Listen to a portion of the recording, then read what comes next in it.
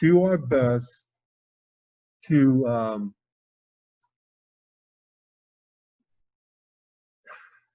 it's all to do with water. And this is a commodity. Water, if you are in the financial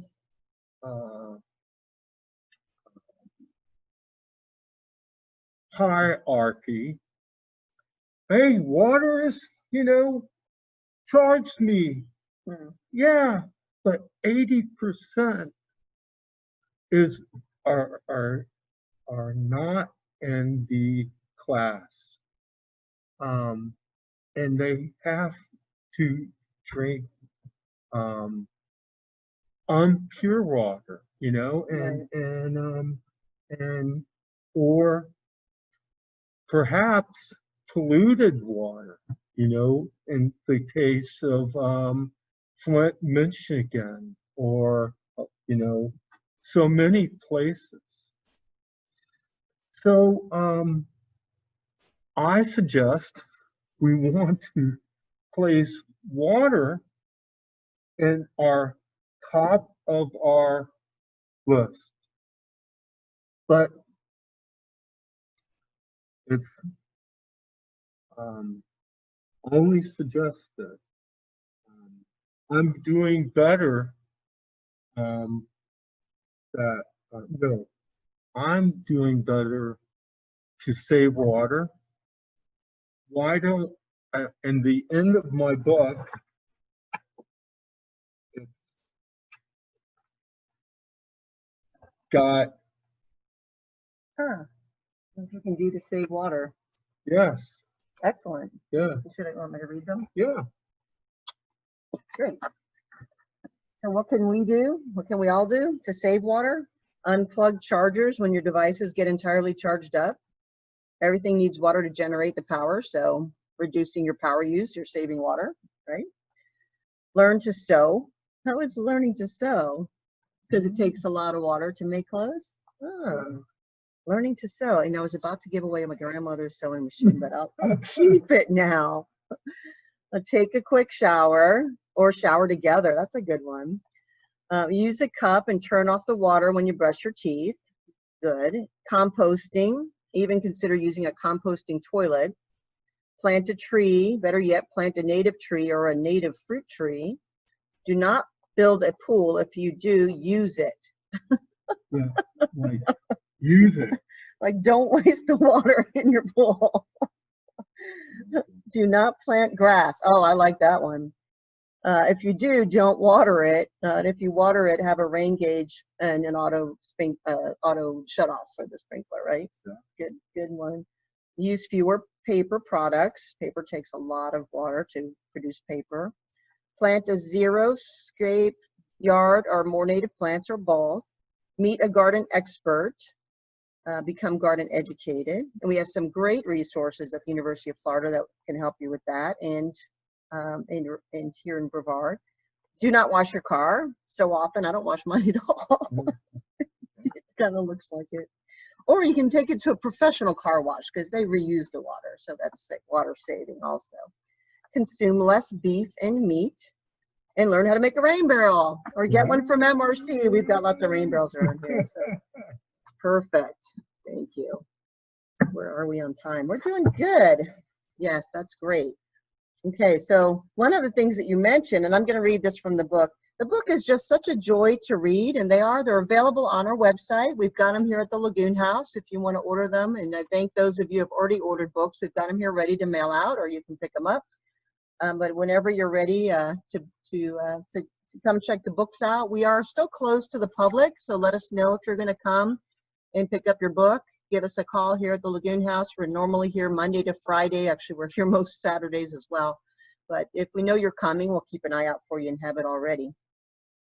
So one of the impacts that we just talked about briefly was I'm gonna read this and you'll figure out quickly what it is. So this is a little bit later on in the book, a different cast of characters here. This is kind of going back in time. The beginning of the book, we met a character named Teach, and the person who I'm going to read about now is actually his grandfather, I believe. So that starts out, Progress, Mick Progress, the man who was paying to have the Palmakaya Springs cemented in on the west side of Old Tampa Bay, said to Teach's grandfather, Potch Brown. It was 1908 when Palmakaya Spring got cemented and stagnant. So where are the sunfish going to go when we get the spring all cemented up? And where do the healing powers go? Potch asked a few of the laborers. I do not know, another first-generation immigrant spoke up, but they're going to have to go somewhere. There was a mutual agreement between everyone sitting under the coolness of the ancient oak tree. I bet nobody thinks about that, Potch joked. More than half the jobs we do are not planned out at all, the immigrant said. This new Tampa is all screwed up. They put the houses right down on the bay. They dam up the spring and others. Don't you think it's going to come back and haunt them? Potch asked as the whole crew chuckled, and it certainly did. And then it goes on. So, and this is a good example of, it's like a little excerpt, a little mind, something to think about. Like you could just ponder that one. But I'm gonna go on. Earth is the only blue planet we know of. The water makes the images from space blue. Water is what we are made of. Our bodies are made of. Our bodies are made up of over 70% water. So why do we abuse water? Because most of our whole way of doing things to the soil, the world is all screwed up, and over 90% of us don't have a clue. We are using synthetic fertilizers, and it is killing our water and soil, period. There are over 500 oxygen-depleted oceanic dead zones in the world caused by hot nitrogen fertilizer. It chemically destroys organic matter in the soil and seeps into our groundwater or travels to the surface runoff, eventually emerging. But there's hope, just not soon. Thankfully, we are starting to wake up and beginning to educate ourselves and our children on what is happening to us. So that's a fact. There's over 500 oxygen-depleted dead zones. The Mississippi River, over 200 square miles. Nothing lives in there. I mean, nothing. I mean, nothing. And it is amazing how, and it's going to get worse before it gets better, but I am hopeful that it will get better, and I am hopeful that the humans will survive. Amen. Yeah. Well, that's certainly true. There are, I'd like to think that we've got some leadership that are starting to take action now. In Florida, we've passed, I think 92 coastal communities have passed fertilizer ordinances to try to get better control over the amount of residential fertilizer that are being applied. There's still some hesitancy to really address agricultural fertilizer or the agricultural in that direction in the Senate this year with her Clean Waterways bill. She started down the direction of requiring agricultural managers to report their fertilizer use and their best management practices regularly. So, we are all in this together. We can't waste our time and efforts pointing fingers. That the time that we spend pointing fingers, we need to be shaking hands and coming to a unified approach of how we're going to save our state, instead of spending so much time and energy saying it's not my fault, it's not my fault, it's them, it's the developers, it's the ag lands, it's somebody else, it's not me, which is getting fostered in some cases by the politic. But And then there's also the misperception that as an individual homeowner, your little quarter acre, half acre lot is just a small piece of the pie, and it couldn't possibly have an impact on something as large as the lagoon.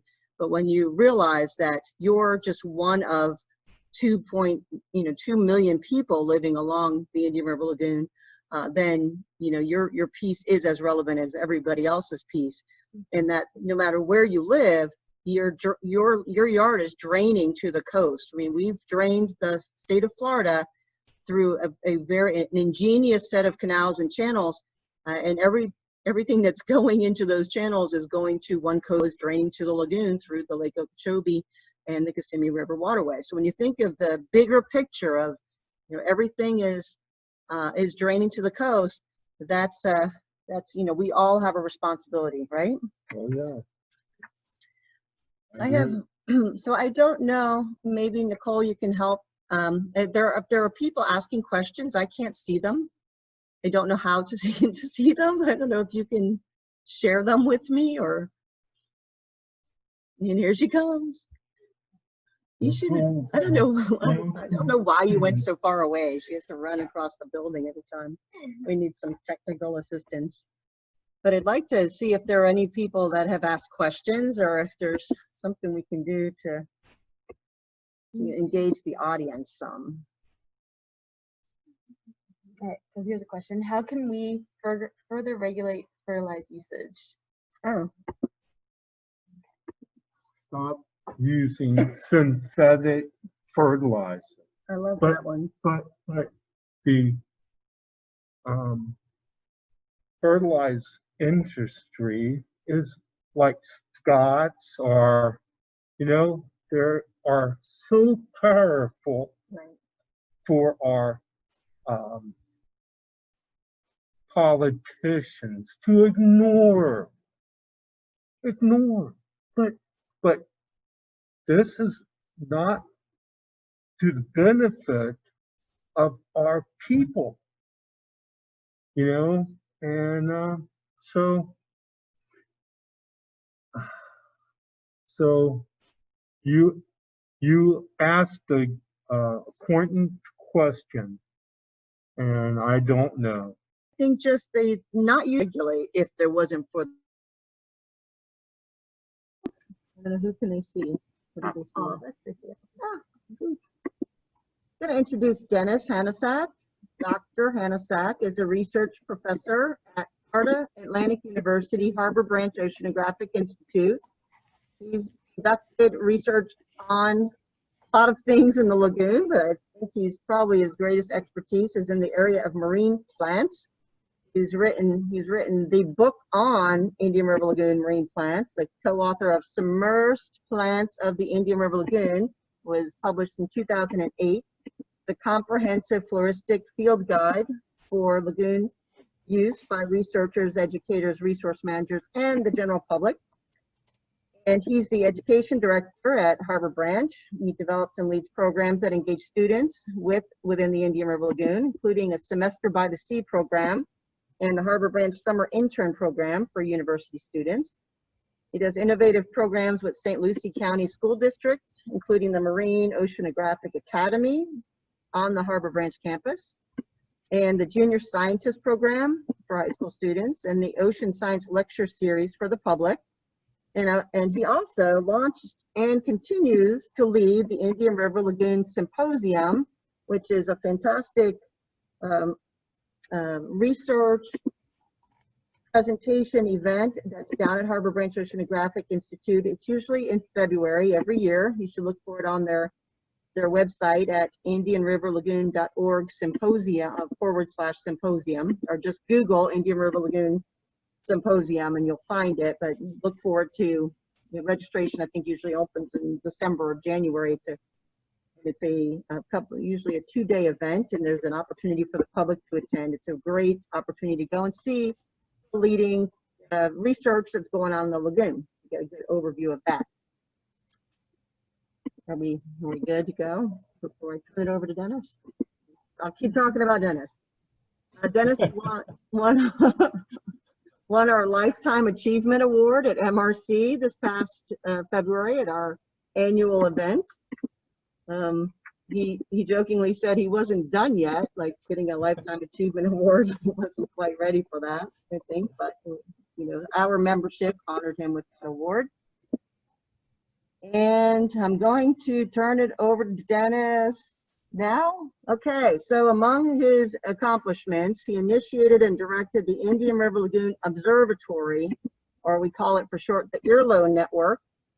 It's on the Florida Atlantic University's website. There's a web address, which is too long really for me to read, but you can just Google, I think, the Indian River Lagoon Observatory, or go to FAU's website, and you can find the interactive data sharing that it has out there.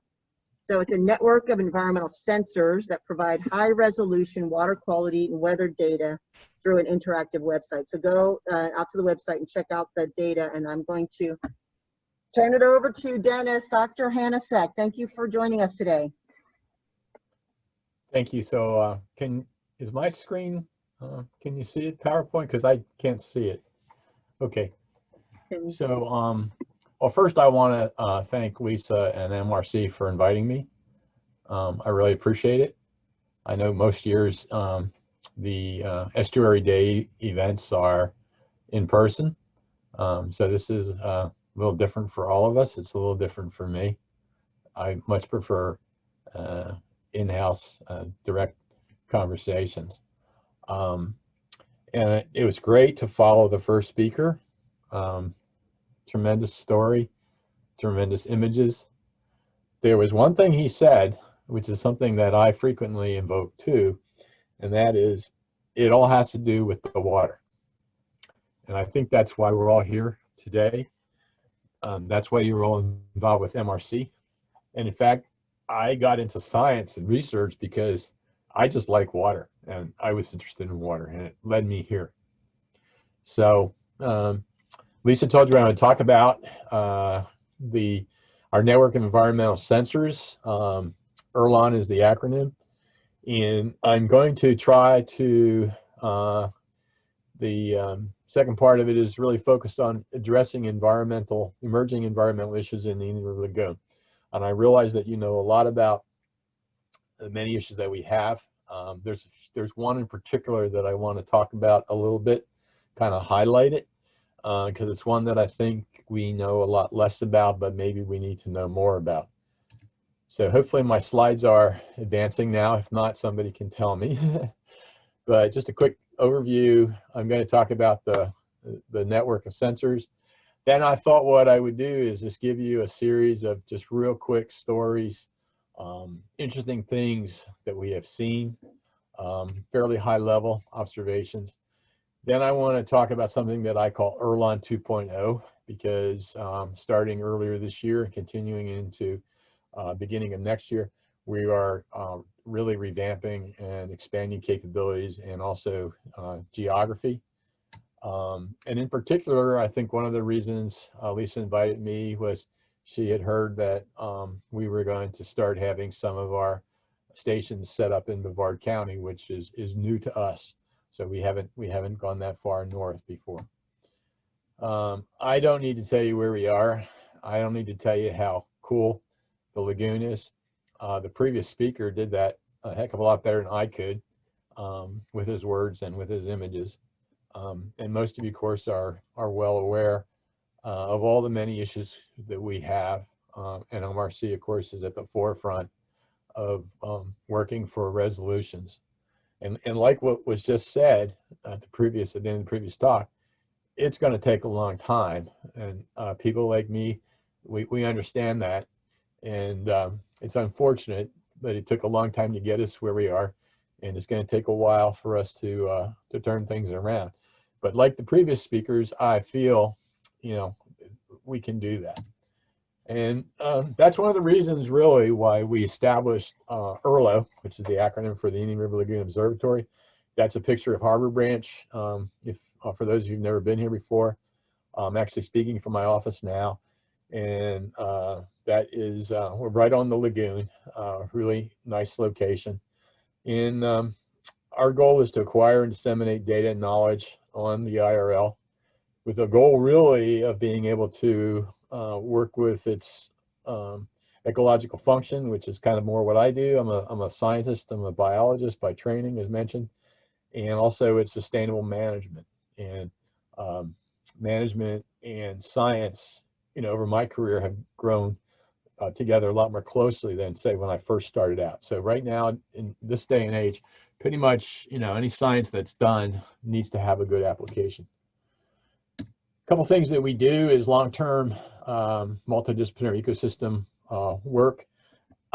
Lisa mentioned I'm a marine plant person. It turns out that seagrasses and the devastation that has happened in the last decade has really become quite an important issue, and it's something that I've been studying for some time, as well as potential restoration efforts. Another one is collaboration among organizations. Lisa mentioned the Integrated Symposium, and even my talk today, the whole idea is that we all need to be working together. And what I'm really going to focus on today is IRLON, which is the Network of Advanced Observing Stations. That's a picture of our very first site, which is just down the channel.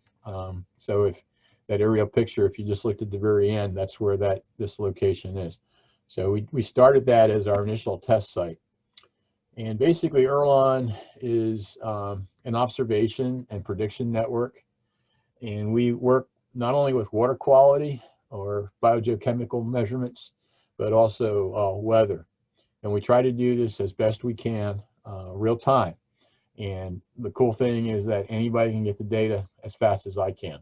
So it's usually about 20 minutes after the hour. The new data for that hour is posted. You can see it very quickly. Here's a list of water quality measurements. For those of you who aren't that much of an expert in water quality, I know most of you know quite a lot about this, but we have all the obvious things that one would measure, like temperature and salinity and dissolved oxygen, but also things like pH. I'm a seagrass guy, so I'm always interested in what reduces light availability to seagrasses. So things like turbidity. Lisa mentioned, fluxes from muck and how that's a continuing source of problems. That ties into turbidity.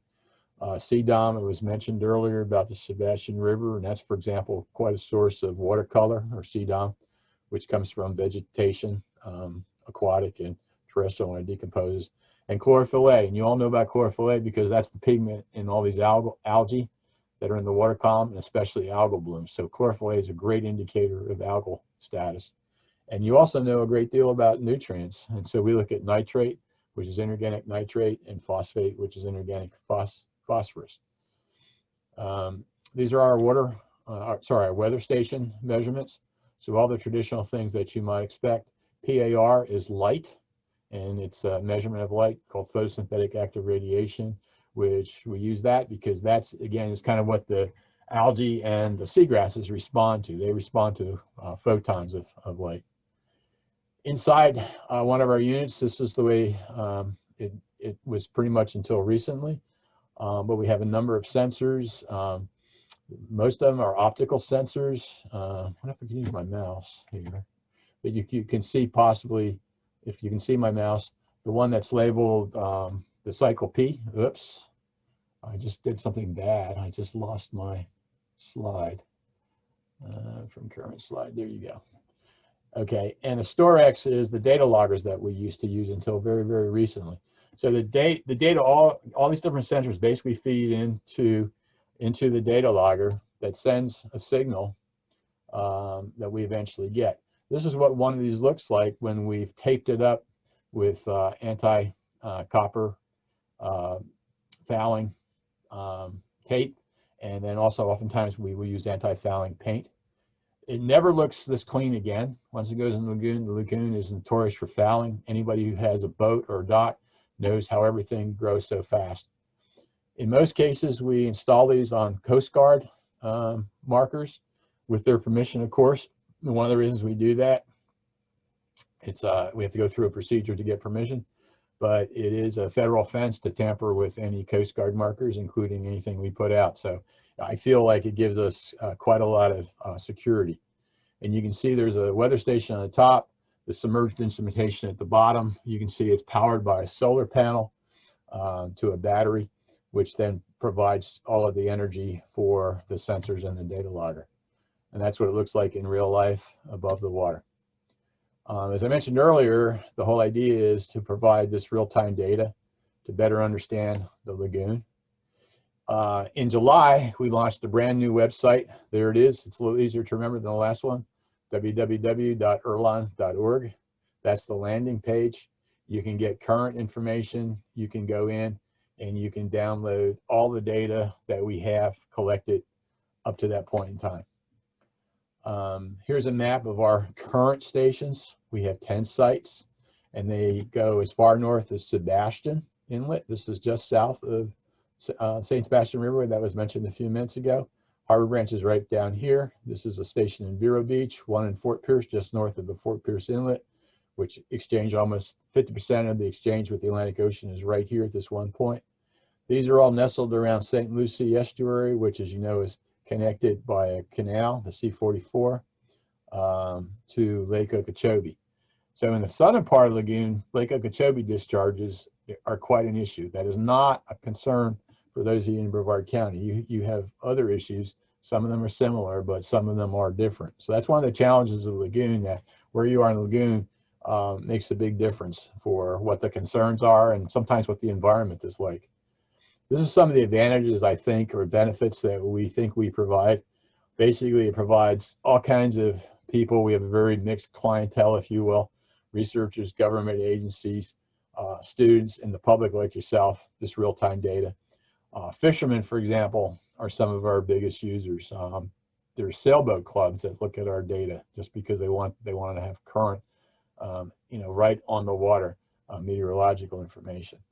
It allows us to look at long-term changes. It allows management decisions to be more informed.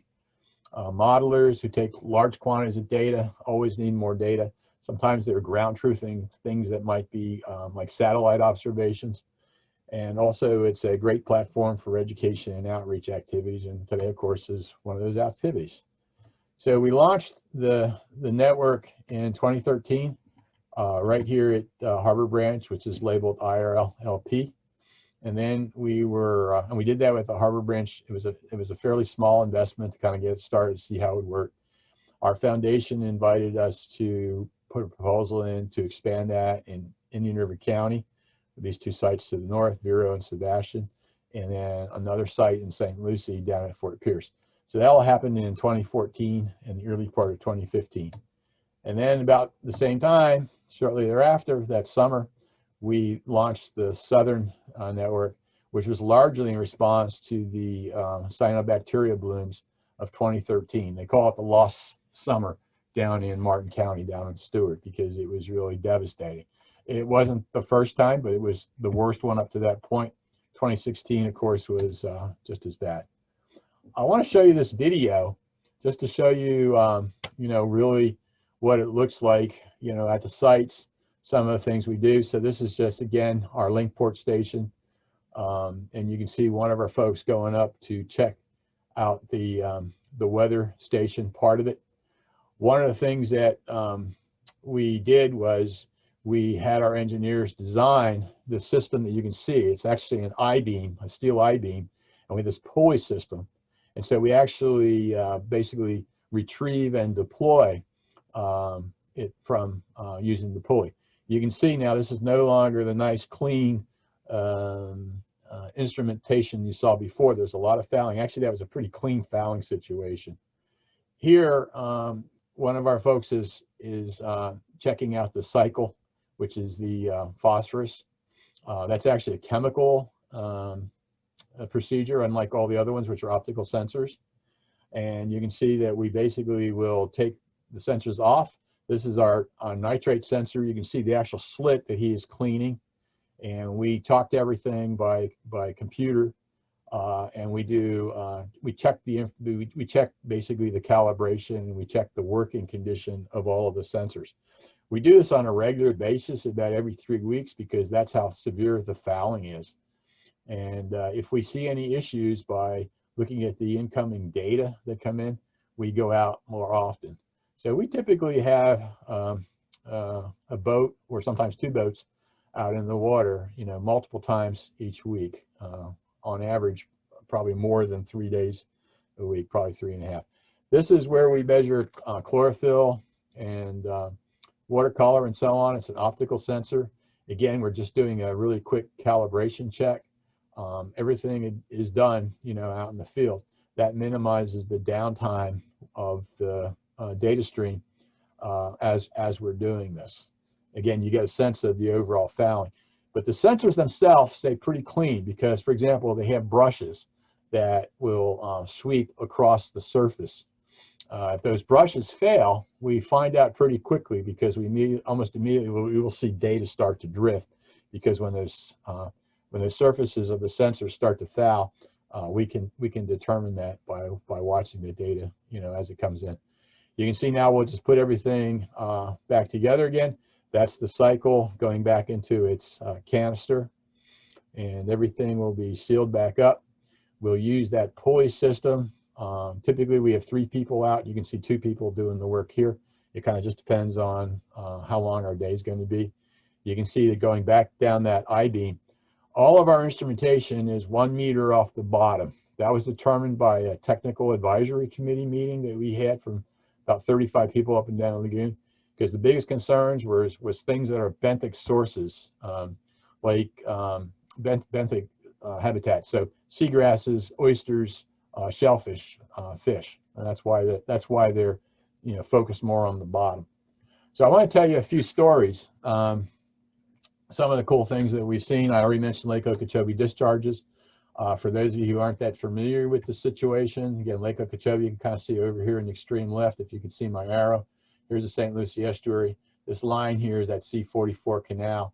This drains into the South Fork of the St. Lucie estuary. And it's controlled by a system of locks. And when they're open, literally billions of gallons of water will flow out and into the estuaries. And this is basically due to the entire central part of the state. That watershed goes down the Kissimmee River, drains into Lake Okeechobee. When Lake Okeechobee gets too high, because it's basically just an earthen dike, if it gets too high, it's going to be problematic. So they have to do the discharges until they come up with a better solution. I don't know how well you can see this, but there was an extensive algal bloom over the entire lake here, a cyanobacteria bloom, sometimes called blue-green algae.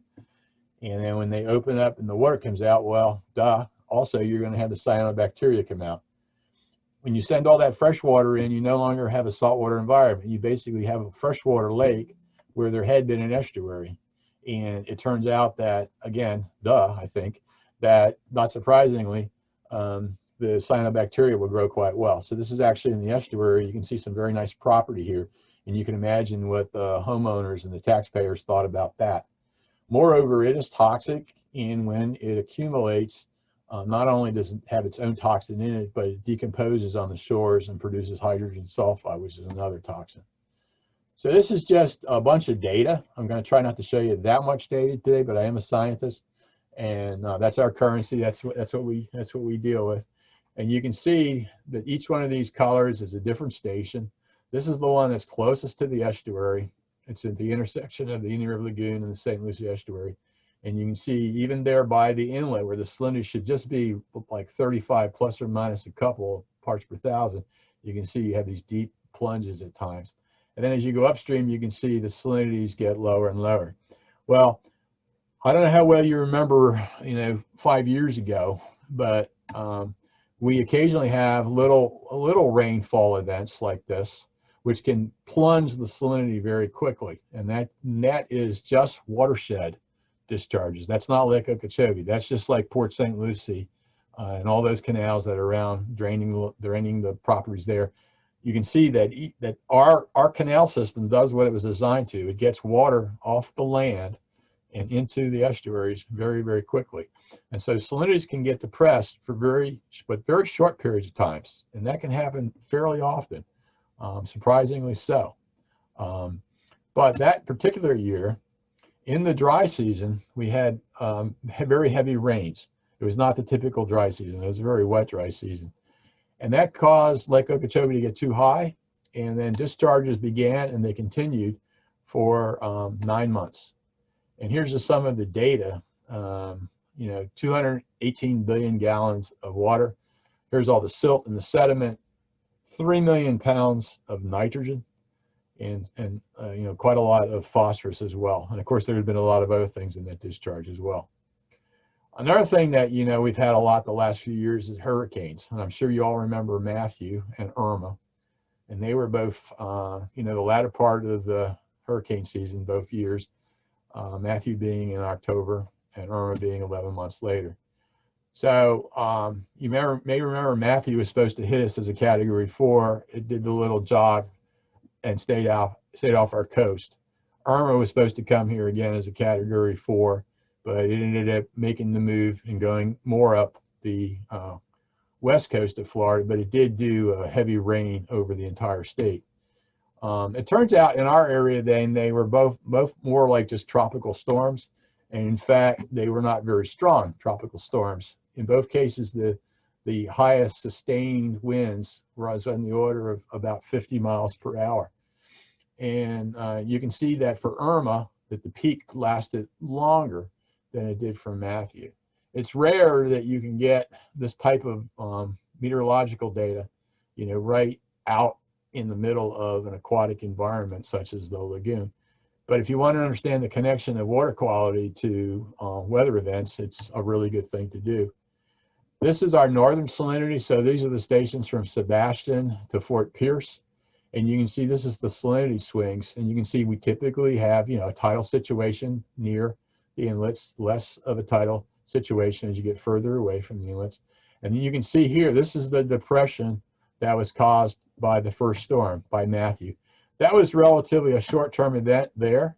If you look further down where we did have some Lake Okeechobee discharges involved, there was a much longer reduction in salinity, sorry, with Irma at the same locations, there was a much longer reduction in salinity in the lagoon. This just shows Irma down to the south, and you can see there the salinity depression was very extreme, and basically it was a freshwater environment for 3 months. So turbidity, so as you can imagine, and as you all know, if you've ever been near the water after a storm or during a storm, you know that the water gets very dark, like black, very quick once the wind starts to blow a certain speed. So during a hurricane or a tropical storm, it's not surprising to see these. This is the baseline here where we typically see the numbers are here. You can see it goes totally, really almost off scale, but these are real numbers. That's the big turbidity plumes that are kicked up by these storms. And the point is that traditional monitoring, where we go out, you know, once a month or 4 times a year, we only, you know, people only go out when the weather's good. You never go out during a storm.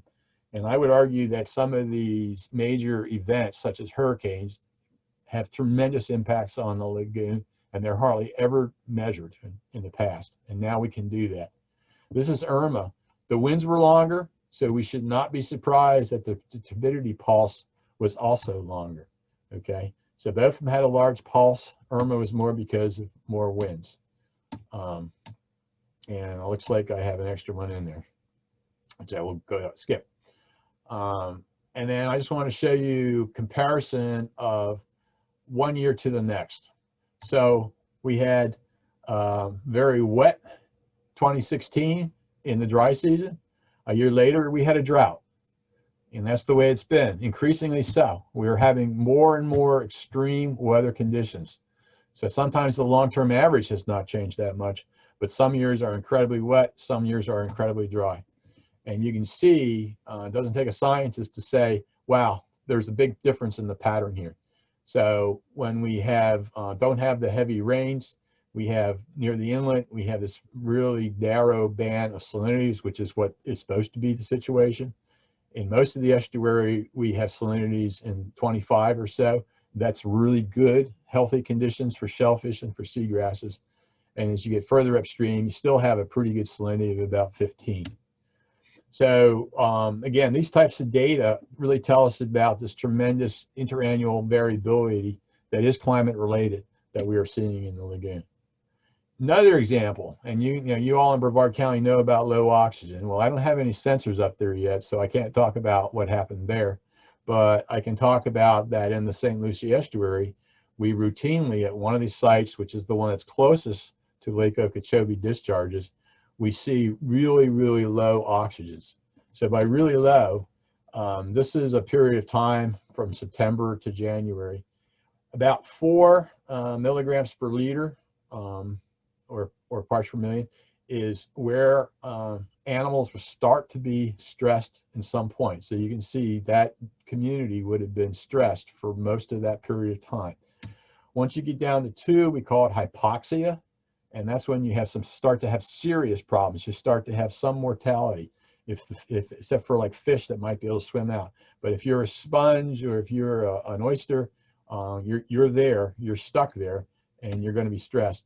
Once you get down to 1, we start to call it anoxic, and you can see that it's actually anoxic for several weeks, and that would cause basically extensive or total mortality. So we do see cases of that. Fortunately, this is the only one.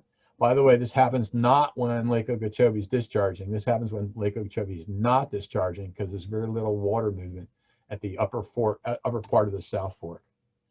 So I want to tell you for the rest of my time about IRLON 2.0. I said earlier, this is the new stuff that we're doing. We had several objectives. The first one is we had some things that we knew we could do better. And some of them had to do with the data logger. Some of them had to do with the fact that when we see a problem with the data coming in, we can't do anything about it except going out in the field. So some of the things that we did is we now have a way to, we changed our telemetry, we changed our data logger, we are able to communicate directly with our sensors. We can make some corrective actions, sitting, at a computer in an office here without having to go out in the field, which is, more expensive, it takes more time. We have had this new website that I've already shown you a picture of. All that was done by June and July of this year. We started in January. It was a really intense situation. We also are starting to add new technical capabilities.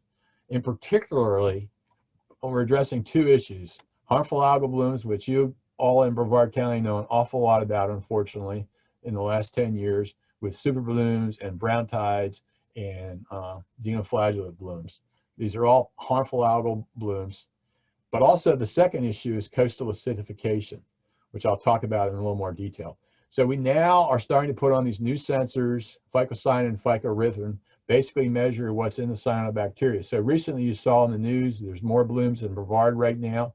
And when the scientists looked at them, it turns out it's these cyanobacteria. It's something different than brown tide. It's something different than the super blooms.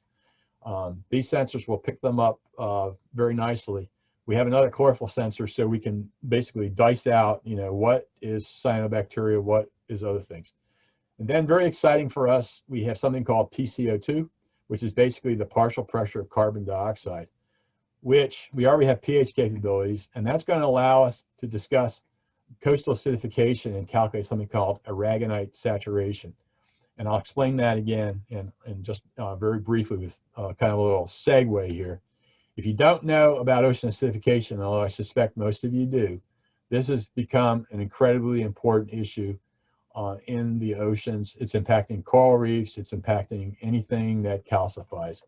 And basically, again, just like what was the first speaker today, decades of a problem have really now put us kind of over maybe a breaking point potentially. In this case, it's all of our combustion of fossil fuels. That leads to CO2, and a significant amount of that ends up in the ocean. Many of you, I'm sure, have seen something like this. This is data from Hawaii, which is the longest record of CO2 in the atmosphere. And, back when they started, it was close to 300 parts per million, 315. Last year, it was 411. This year, even in the middle of COVID, a lot of people said, we're burning less fuel. The CO2 and still continues to go up, slightly lower pace this last year.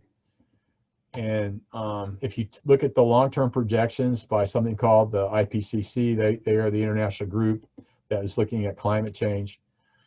If we just keep the way we're going, it's going to be, 550 by this middle of the century. It's going to be double that by the end of the century. And most of this, a significant part, does end up in the ocean.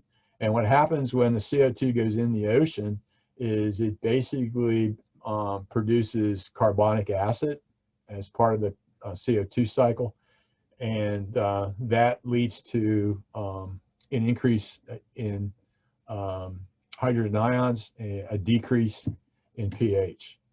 So since we've been starting the Industrial Revolution and we first started to use fossil fuels, it's fallen by just 1/10 of a pH unit. Now that doesn't sound like very much, right? Most of the things we measure, that would be considered trivial.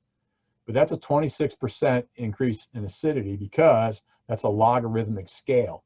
So if it goes 1 pH unit, it's tenfold change. Okay, so it's a huge drop.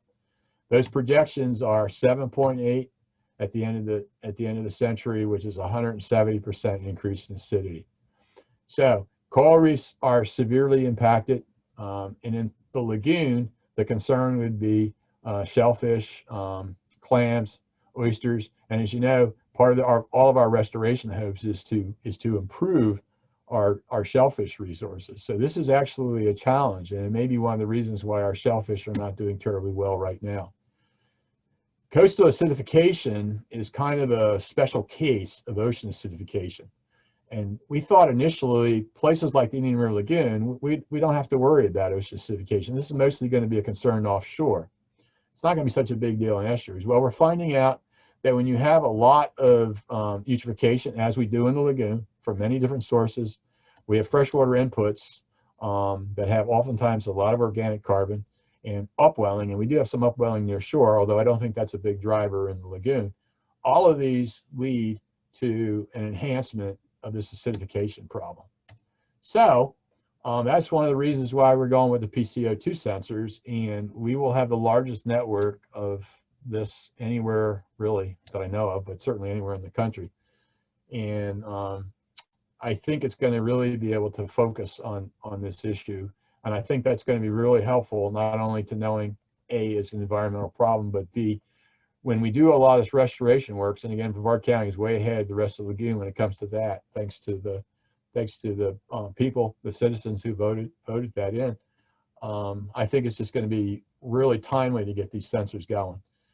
So, so we're also improving our data generation, what you can see on the website. We're trying to show you a little bit better what the data mean. A lot of times people hear, oh, there's a lot of data, but I just want to know, is the lagoon getting better, or is there some reference point? And I can show you sometime what we're doing on that. That again is the website that I showed you earlier. Lastly, and I'm sure a lot of you are very interested in this, we're going to add 3 new sites in Brevard County.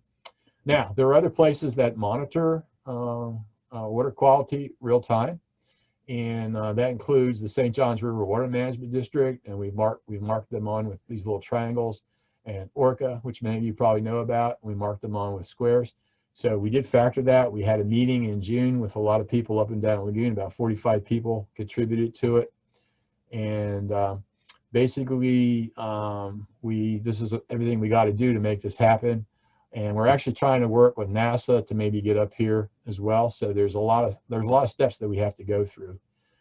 The 3 sites that this group in June suggested be our highest priorities were in the Indian River Lagoon, the Northern IRL, in Titusville. As you know, there's a lot of blooms that occur in that area. There's a lot of issues in that area.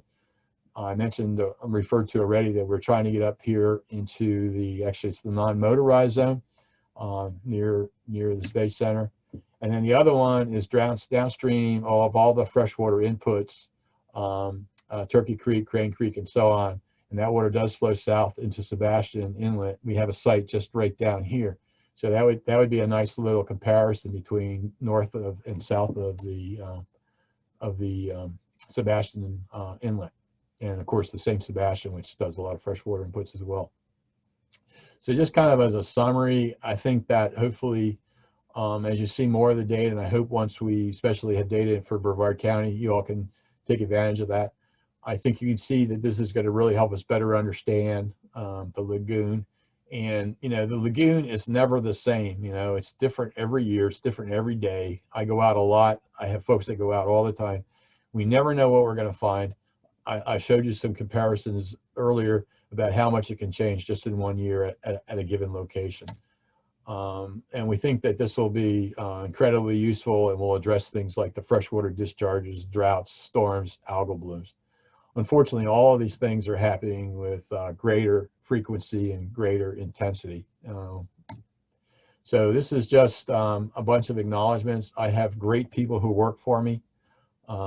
This is my technical staff currently up here. Funding for this has come from the Harbor Branch Oceanographic Institute Foundation that I mentioned earlier. The work on the St. Lucie Estuary comes through the DEP. South Florida helped us launch the site that I talked to you about with the anoxic problem, which is the one closest to Lake Okeechobee.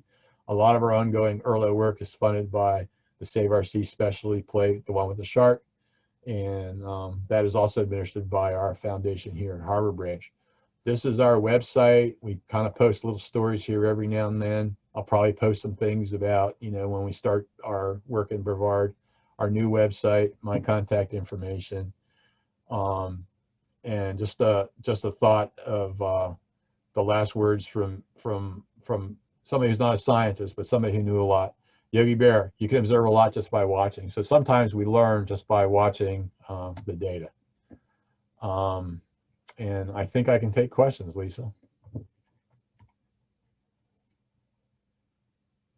All right, that was terrific. Thank you so much, Dennis, for presenting about the Indian River Lagoon Observation Network, and that's www.irlon.org. And can people go to the website and get access to the data? Yes. Yes. Can they just see it, or can they download it? Yes, they can download it. Dare I try to go to the website and show that? I mean, I don't know if we want to do that or not. Dare you? I think, huh? Yes. It's kind of challenging. Let's see if I can do Thou that. shalt dare to do that.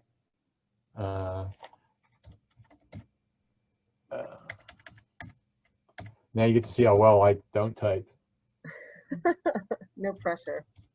Yeah, no pressure at all. So that's the website.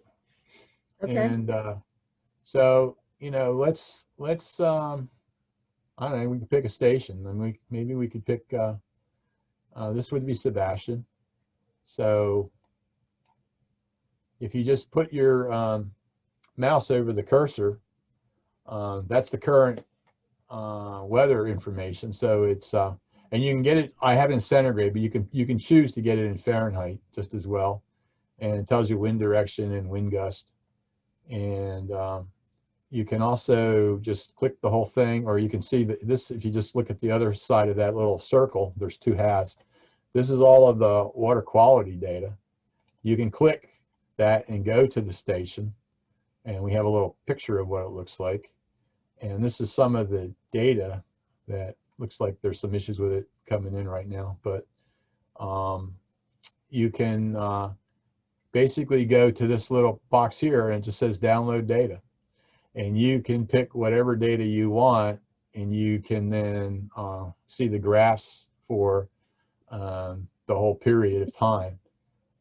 So if we were to say do that, and I was just to pick, say, last year to this year, now I'm really getting dicey about whether I can do this or not on the fly with everybody watching me. But yeah, I think I did that right. And again, these are all the parameters, so you can pick whatever you want. Let's just say we took salinity. Let's just see what happens, see if it works. Okay, I have to do a quick login there. That just shows you the data if you really want the data. So if you want, your question was, can you download the data? There are the data. You can download them as into like an Excel file or a text file, or you can just kind of print them out. And this would be like an entire year's worth of data. And you saw how quickly it just pulled everything up. You can go back and you can plot all those. You know, if you want to just plot them all, you can do that. You can change the units around. I could have just done this. I could have just said 1 year, give me a year. This is the year's worth of data, you know, at the site. So if you don't want to download it, just want to see everything, this is what I would do. So let's see again, if we just look at, where's salinity, they're all in alphabetical order pretty much.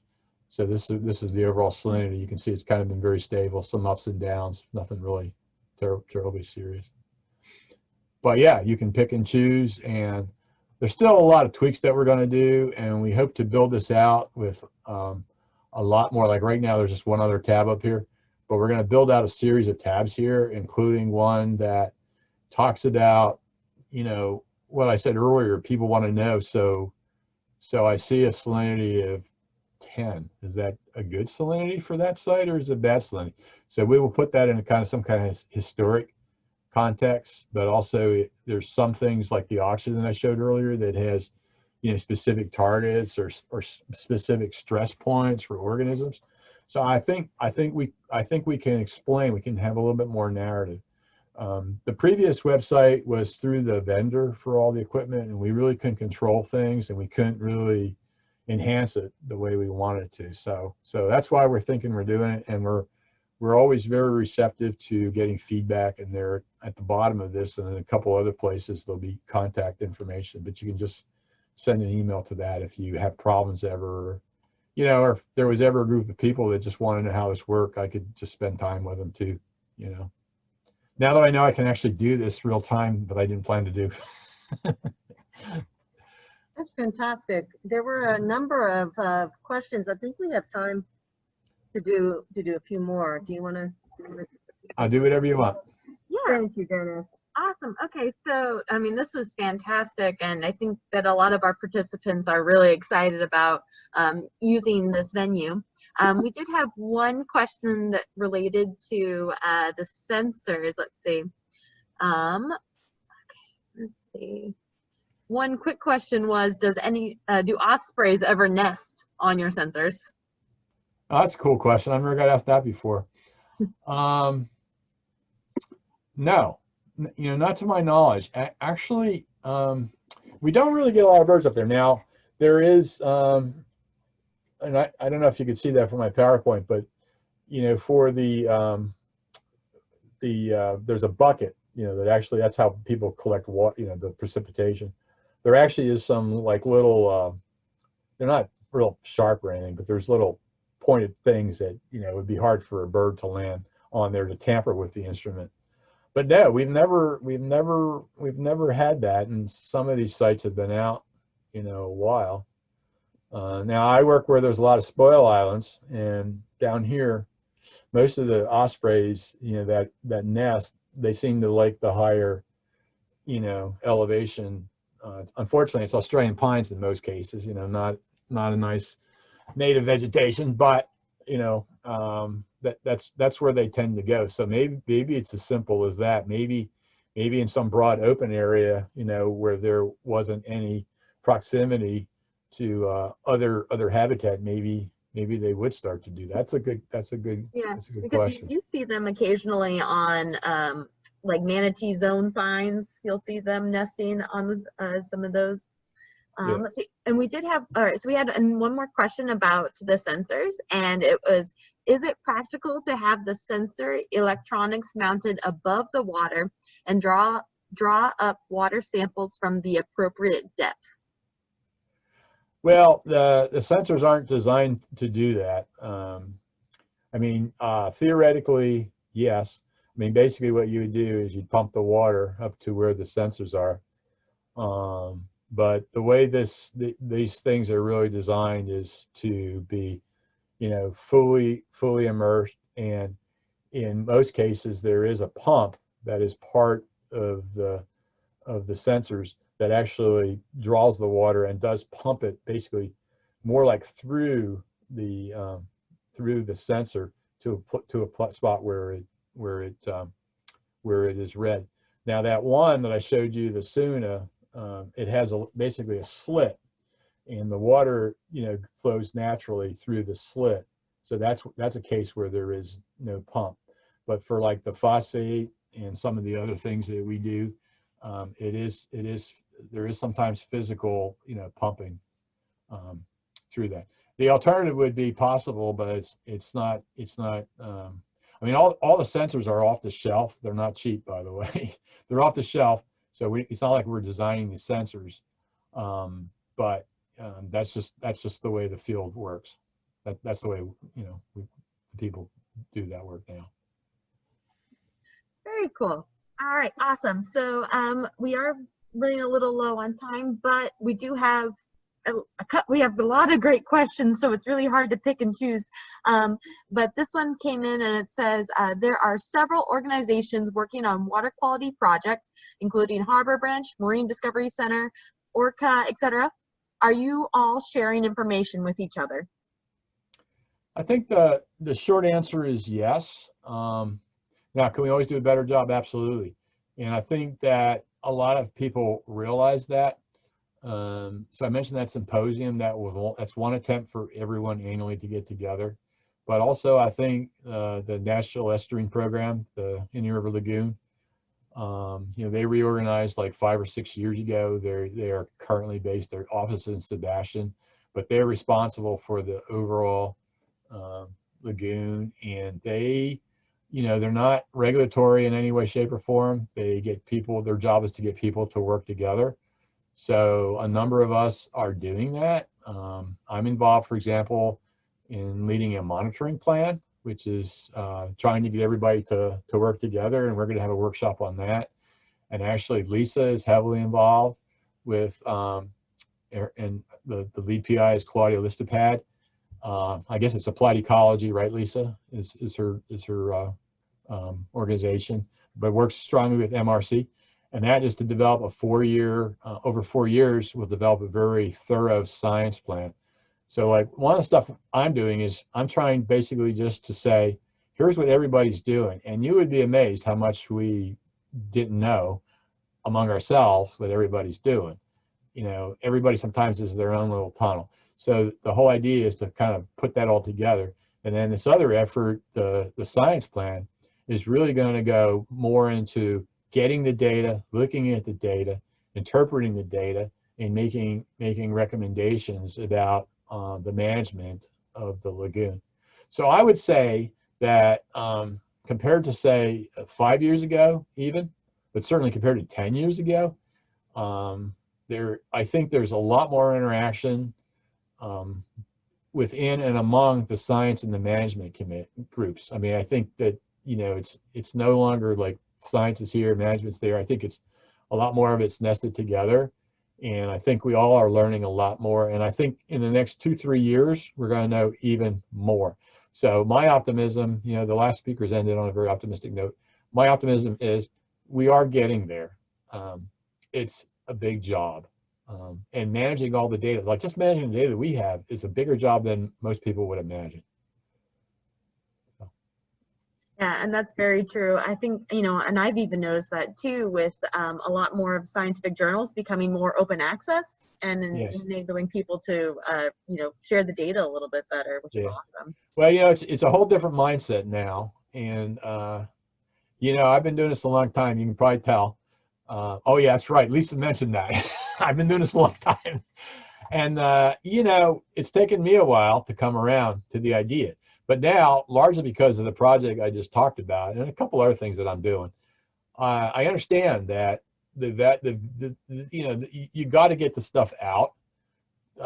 And for things like the lagoon and the environmental conditions, I mean, you got an algal. If you say you have an algal bloom, you know, you don't want to wait 3 or 4 years to get the data out. That's the traditional way. The way we're doing things now, and it's not just us, it's others. The data are there right away for everybody to use. And that could be an 8th grade student who wonders what the heck's going on with the bloom.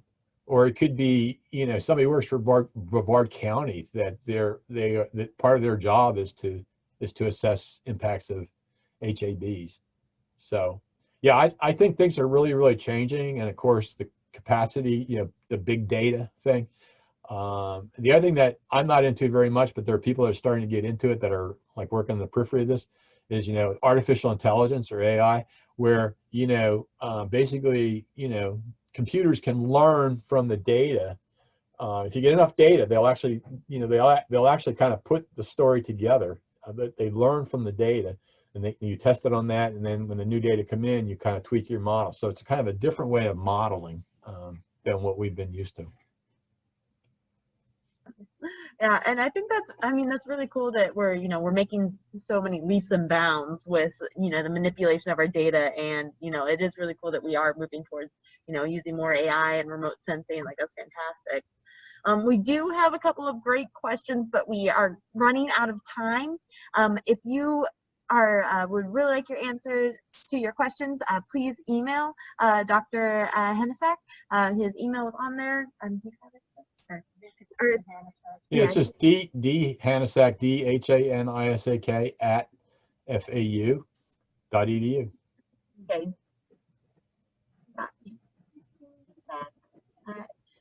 FAU.edu, correct?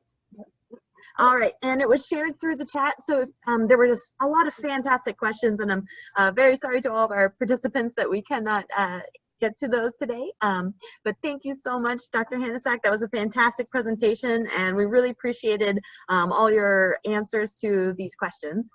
And I'll send you a note when our Brevard sites are online. Excellent. We'll let everybody know. Thank you. Yeah, thank you so much. All right, so we are going to be moving on. Yeah, let's see here. Perfect, thank you. All right, so we are going to be moving on to Dr. Lisa Soto's presentation, and here we are. Okay.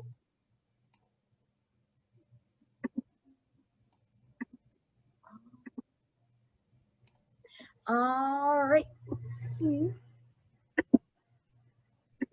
There we go. Cool.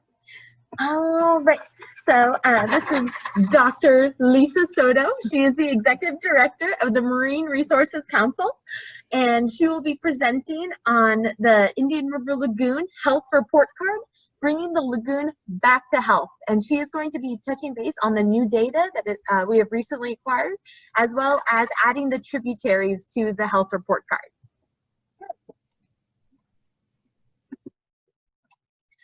Right, do you want your video on? Yeah. Okay.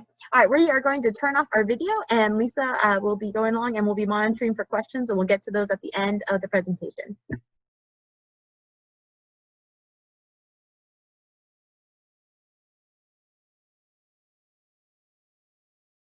Yep. All right. All right, thanks for hanging in there, everybody. This is Lisa. I'm going to go through a quick presentation and share the latest information that we got on the health of the lagoon. And this is kind of that question that Dennis brought up, you know, are things getting better or worse? And that was the whole goal of creating our report card. And the good news is that when we presented this up in Tallahassee, it made a big impact in session this year. And we also got to meet with some of the governor's staff and some of the officials at DEP who are now working a lot harder to get the water quality data available to the public. And I know that there's a lot of frustration out there about the data not being available as quickly as it could be, and I think they're working in that direction. So regardless to say, we used to get data in 2 years and now we're getting it in 6 months. So progress is being made. We were able to get the 2019 data and started working with it, and I'm going to talk about where we with the tributaries today. So quickly, for those of you who are new to the organization, Marine Resources Council's charitable organization. We were affiliated with FIT, started back in the 80s, and then we became our own nonprofit in 1991. We do our mission of protecting and restoring the Indian River Lagoon through science, education, and restoration. You can find out more about us at savetheirl.org. The report card came out of a Lagoon Action Assembly that we did in 2014. We put 100 people in a room and we asked them to go through 2.5 days of facilitated working exercises. And their number 3 priority that came out of that process was we need a report card similar to what Chesapeake Bay has. And so this is the product of that, that was in response to that request. So it includes over 20 years now of state, these are agency collected monitoring data for water quality and seagrass. And then it compares water quality and seagrass health over the course of those 24 years now. And it makes it a very easy interpretation to show the public what the state of the lagoon is based on a score that is similar to a score you would get on your report card at school. So the numbers that you're going to be seeing today are just like the grades you got on your test, except hopefully your grades were a lot better than the grades of water quality and seagrass in the lagoon. But when you see a number like 98, you can think, yay, I did really well, I got an A. If you see a number like 32, you can imagine what kind of response you're going to get from your parents to bring that home on your report card. So that's what we're talking about today. We've had a lot of people in the community contribute to this product, and it has been primarily funded by community members like you, and we're always looking for additional funding to continue to produce this. The report card is based on 5 indicators of health. The reason that we're using these 5 is because they're basically the only 5 things that our state agencies are focusing on in terms of long-term regular monitoring being at least quarterly or monthly ideally. And then there are these parameters. Chlorophyll A, which Dennis talked about, is kind of a measure of how much algae is in the water column. Total nitrogen and total phosphorus are those 2 nutrients that we talked about. Turbidity is another measure of how clear the water is. And then the only habitat indicator that is measured is seagrass. The good thing about these is that they all relate to each other, and that when nutrients are, the dynamics of the nutrients, and it turns out it's the ratio of that nitrogen to phosphorus tends to fuel algal blooms. When algal blooms occur, chlorophyll A goes up, turbidity goes up, and seagrasses go down. So they do have a relationship, so that's a good thing. The bad thing is that, well, you'll see over time that water quality has been pretty consistent, but our seagrasses continue to decline. And I'm sure Dennis probably has a really good hypothesis of why that is, that we'll have to deal with another day, unless we have enough time at the end. So there are 10 mapping regions, and there are 10 because these 10 areas of the lagoon have different regulatory targets. So what we looked at were the actual conditions compared to the regulatory targets in order to get a grade. So these are actual standardized grades based on the question, is the condition of water quality in the lagoon meeting the state's regulatory target? The farther away from that target it is, the worse the grade is going to be. If it's actually better than the target, then the grade is going to be higher. It's going to be above an 80. So anything below an 80 is the lagoon not meeting its regulatory target. So there are 10 regions, 3 of them in the Mosquito Lagoon and the Banana River Lagoon, the North IRL. The Central Indian River Lagoon is divided into North and South. And then the South Indian River Lagoon is divided into 3 different regions, and those are regulatory regions. So what we've done is we've added the tributaries. This is a picture that just depicts, what does it look like when a tributary hits a water body. This is actually the St. Lucie entering into the Atlantic with one of those Lake Okeechobee discharges. But the St. Lucie also enters into the Indian River Lagoon with a similar pattern. But just what do the tributaries look like? Okay, so this one is, this map that you're looking at is the northern end of the Indian River Lagoon. And its tributaries. There aren't any tributaries that enter the Mosquito. So the Mosquito Lagoon is pretty much cut off here. It's just the bottom south end of the Mosquito Lagoon. You see the south end of the Mosquito Lagoon's score. This was from the year 2017. And then you see the creek up at the top, Turnbull Creek in 2017, what it looked like. Big Flounder Creek. And then down as you get closer to the bottom of the map there, Horse Creek and the Ogallie River.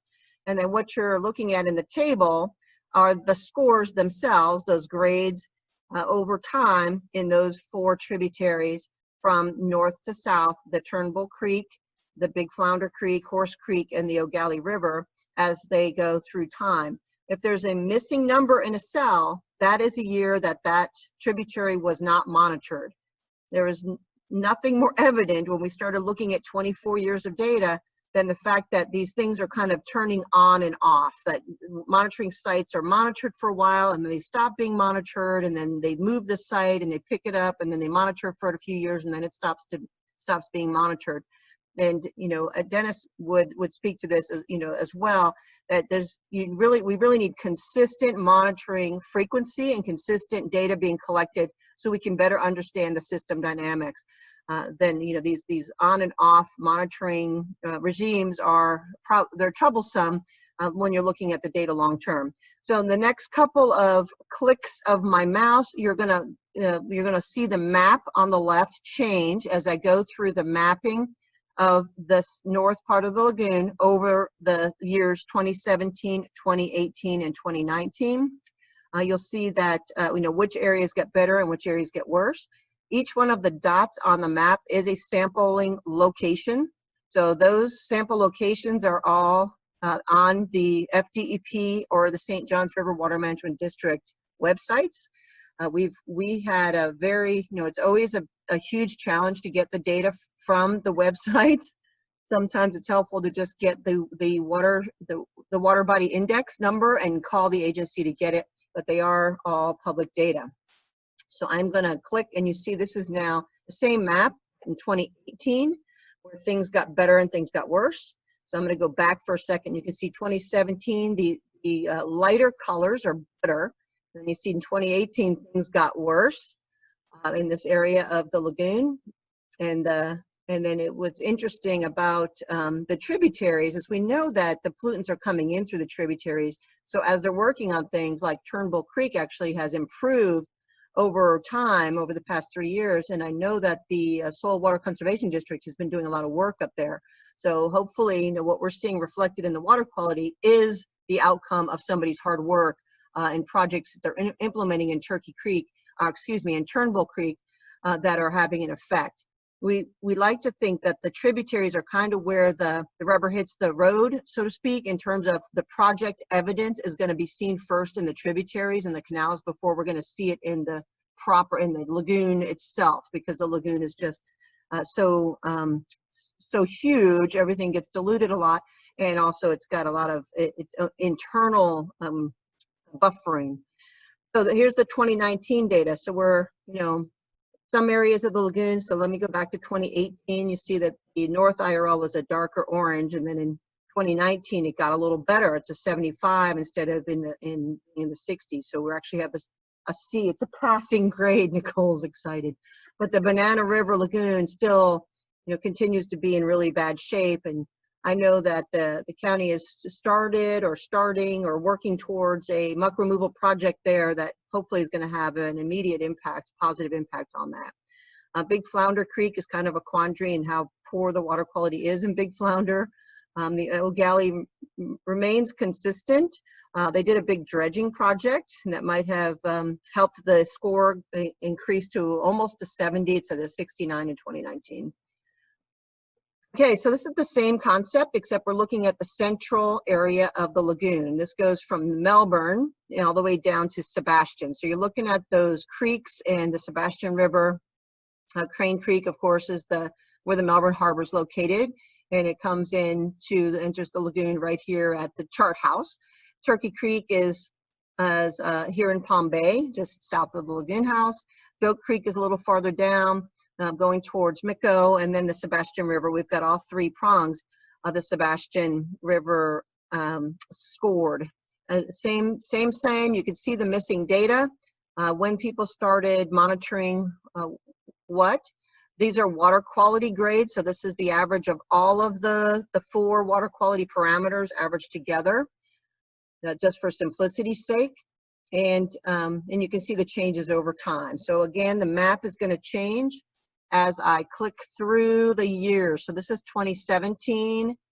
And I still think it would be a brilliant thesis for some graduate student to go down to the Sebastian and look at the land use as it relates to the water quality in those 3 prongs, because they tend to differ. They tend to change over time. And I was like, it's very, very interesting little, institute field experiment there for some brilliant scientist to be, hint, hint. And then this is 2018. And 2019's water quality scores for the central lagoon tributaries. And those greens are where we're starting to see water quality conditions that are actually reaching the state's regulatory targets. South Lagoon, this is the, kind of the irony of the South Lagoon is its water quality always looks great, even though, the conditions down there as far as the ecosystem are not great. But if you're looking just at those 4 water quality parameters, they are meeting in a lot of the time. Well, I can't even say a lot of the time. One time in 2014, they were actually meeting their targets. This is a 2017 map. It has the grade for the entire region, and it has the grades for the individual stations. And then you can look at the Taylor Creek. You can see when you add the tributaries, you can see how the tributaries are the sources that are contaminating the lagoon. And this is the going through the years. So going from 2017 to 2018, things got worse in the South Fork. In the 2018, probably that's where the discharge comes in. And then 2019. And then this is Loxahatchee, which I'm going to go through quickly because Loxahatchee, it always looks pretty decent down there. Loxahatchee has a really dense water quality state. They have a lot of data. The South Indian River Lagoon South hasn't had any data collected in a number since 2012. The Loxahatchee has a lot of data collected. All right, so that's all I have for tributaries. I thank you all for being part of the call today and being part of our estuary. I'm glad to I have about 7 minutes left. We can address some of the questions that were back there, or if you have any more questions. There's more coming out on the report card. We still have to crunch the data. There's additional 2 years of data, and we'll be sharing that with you soon, and doing some trend analysis and answering that question about, is the lagoon getting better or worse? I'm going to let Nicole go and pull some questions up now, and we'll. All right, excellent presentation, Lisa. It was wonderful. I really appreciated the new data. That was very exciting. I really enjoyed it. Let's see. Okay, so we do have some older questions that we can look at, and let's see from the chat.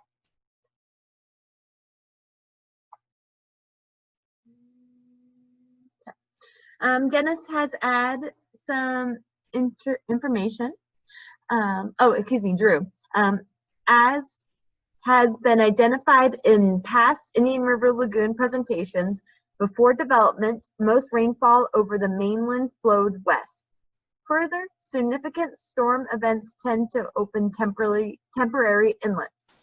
For ongoing Indian River Lagoon stability, would a series of several large pipes from the IRLT Atlantic under the barrier islands, with great protection for people and wildlife safety, allow natural salinity balancing in times of extreme freshwater flow?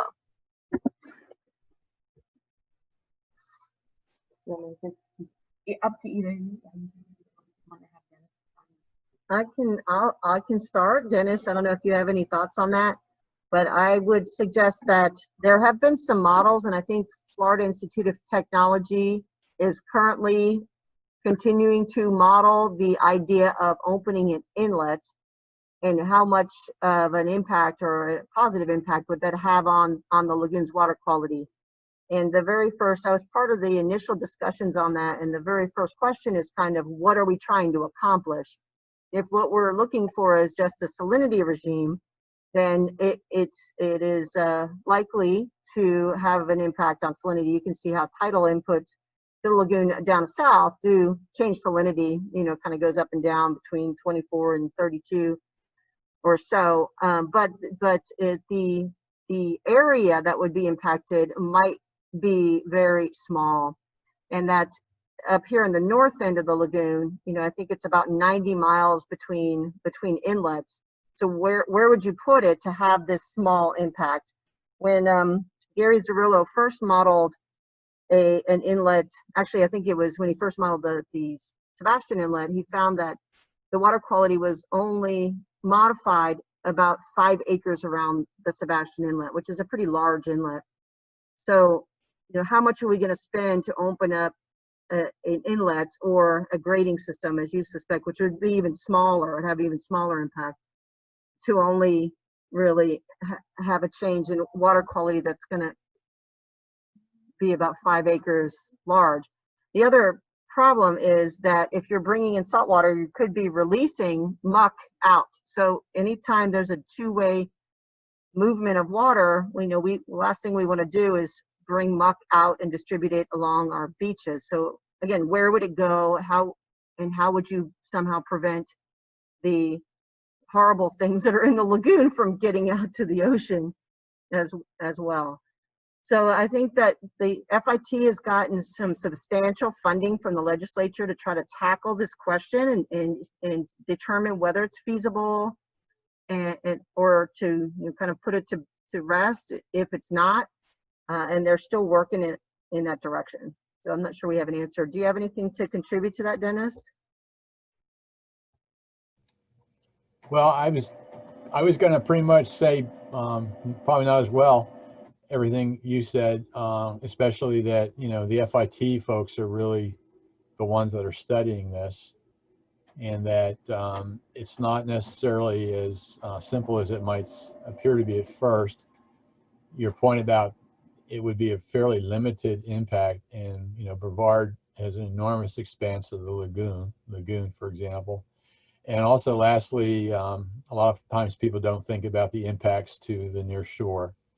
So, for example, there's some really nice near shore sabro-layered worm reefs that people are worried if you're basically going to just displace pollution to another spot. So in the end, I think the solution is to stop the bad stuff from getting into the system in the first place, and I think that's consistent with like what the first lecture would have said too. I mean, it's so much more. It's less expensive to not pollute than it is to try to clean it up, and so that's I think what the focus really needs to be, personally. Yeah, I couldn't agree more. Nicole walked away, so I can take my mask off. There's a really good question here, Dennis, I think that you could field brilliantly. Since your specialty is marine seagrasses, are there any projects in the works for restoration of seagrasses within the IRL, not just shoreline grasses? Well, yeah, I can certainly answer that. So first, big picture, the NEP, the National Estuarine Program, is putting restoration as a really important topic, not just seagrasses, but as I think I mentioned earlier, shellfish, and so on. I've actually had a couple of projects. One was with the St. Johns River Water Management District a couple of years ago, and then more recently, one is through the NEP.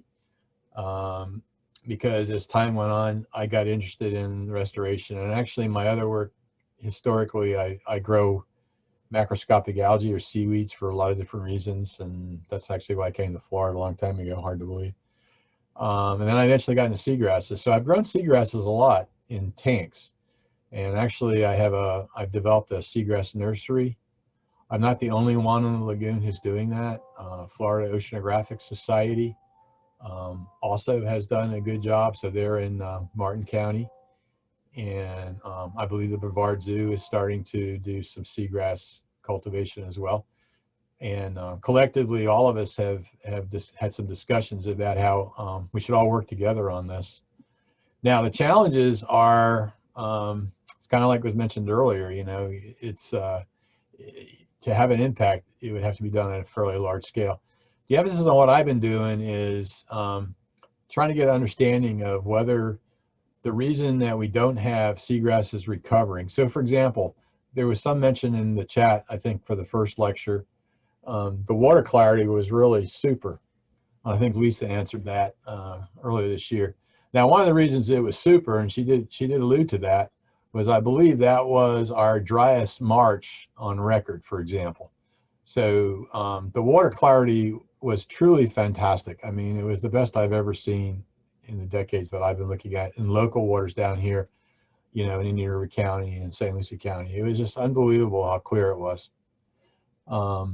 So the question comes, when the blooms subside, why don't the seagrasses return? Is it because the water quality is still too bad for the seagrasses? or is it because they can't recruit? So the way most seagrasses recruit, yes, some of them can recruit by seeds, but in most cases they have to reproduce by little fragments, and the fragments have to, be produced, and it's usually, storm comes in, or maybe manatees come in and kind of stir up some of the seagrasses, and these little pieces drift around and they can attach, and that may be how most seagrasses are propagated in the lagoon. Is actually, we call that vegetative propagation. So it's just like if you were growing plants in your yard, you pick up a piece of sod and you put a little sprig here and a little sprig there. It's kind of the same thing. And so what I found so far, whether it was from natural populations or from the nursery stuff, and right now I'm doing the nursery transplants and the monitoring right now as we speak this year, is that it depends where you are. So there are some places, and I do some work in Brevard. So for example, I have a spot in the Banana River near the Pineda Causeway, and we grow seagrasses, just little plots, meter square or like a yard square kind of thing. And we also will put protective cages, so to speak, to deter grazing by things like manatees and green turtles, because we think that's a potential challenge to start new seagrass. And so at that site, for example, that's exactly what happens. If you don't have the seagrass protected in some kind of cage, they won't last long. They get consumed, they get grazed. But inside those little cages, they're doing great. And then there's some places where you don't need the cages, where there isn't a lot of grazing. So it's going to be a really complicated matter. And I'm more of a researcher. I'm more of an experimentalist. The goal of my nursery is not to become like a rich commercial person. It's to provide enough material that some of the agencies can do more testing, like what we've done, and also then to transfer the technology to the private sector so that other people, can make the big bucks. I'm more of a a research type. But I would say right now it's going to be really challenging. I had a call with somebody the other day from the Water Management District, and we talked about Turnbull Creek, and I remember that got mentioned in one of the talks today too. And that whole area, there is no seagrass up there at all. I mean, it's totally gone. And those of you who remember, we had the big bloom in 2011, then we had the brown tide, and then we had a little bit of improvement in 2014 and 2015, and then ever since then, when blooms stop, we don't see anything. And the thought is that little bit of pulse that we saw in 2014 and 2015 maybe was caused by the little bit of seeds that are in the sediments that do actually get reproduced sexually. That's the male. The seagrasses have flowers, just like other plants, and it's a sexual process. And there's a male and a female, and maybe what we saw, that little bloom, the little peak there, was just because maybe that's what was left of the seed bank, and now it's all gone. And in which case, we're going to have to do things like what I said. But we first need to know, is the water quality adequate, or not? I mentioned coastal acidification earlier, and I mentioned the challenge to shellfish. So some other folks have found this in other systems, and I've kind of advocated it recently. Actually, it's a talk that I'm giving next week, but I had to tape it 2 weeks ago. It's one of those kind of things. But the idea would be to co-locate shellfish restoration and seagrass restoration, because when seagrasses are productive, they will use the CO2. That's the threat for the lower pHs. And so if these things are close enough, they actually might help each other. So we need to think about combining efforts with shellfish and seagrass restoration a little bit. Okay, so yeah, so I hope that helps. Yeah, that was brilliant. Thank you for sharing your wisdom and your knowledge and your time with us today, Dennis, and thank you all. I think it's we're got to be getting close to noon. Oh, we're 12:06. So we're gonna wrap it up. And thank you for celebrating our Indian River Lagoon estuary. Thank you all for everything that you do every day for the Indian River Lagoon. You know where to find information on the Indian River Lagoon Observation Network. Yeah, no problem.